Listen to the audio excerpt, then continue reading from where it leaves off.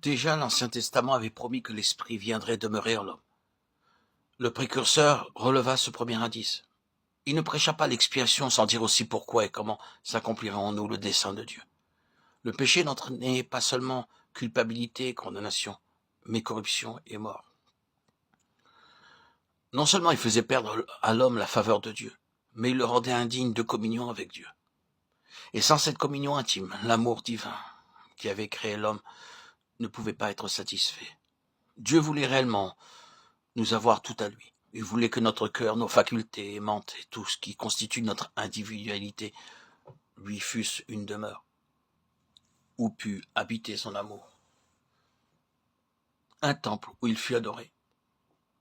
La prédication de Jean-Baptiste embrassait donc la rédemption tout entière, du commencement à la fin. Le sang de l'agneau devait purifier le temple de Dieu et rétablir son trône dans le cœur de l'homme.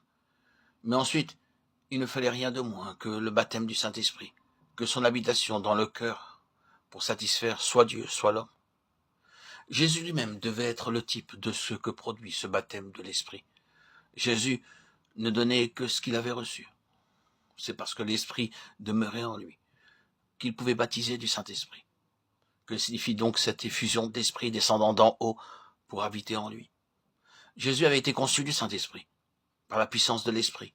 Il avait traversé sans péché l'enfance et la jeunesse pour arriver sans péché à l'âge adulte. C'est alors qu'il vint à Jean-Baptiste et que pour accomplir tout ce qui est juste, Matthieu 3,15, il reçut le baptême de repentance.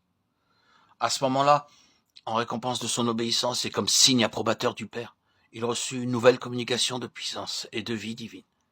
Bien plus qu'auparavant, il sentit alors en lui la présence et la puissance du Père, qui le fortifiait pour son œuvre. Il sentit qu'il possédait la lumière et la vertu de l'Esprit. Luc 4, 1, 14. Qu'il était oint du Saint-Esprit et de puissance. Acte 10, 38. Quoique Jésus eût été baptisé de l'Esprit, il ne pouvait pas encore baptiser les autres.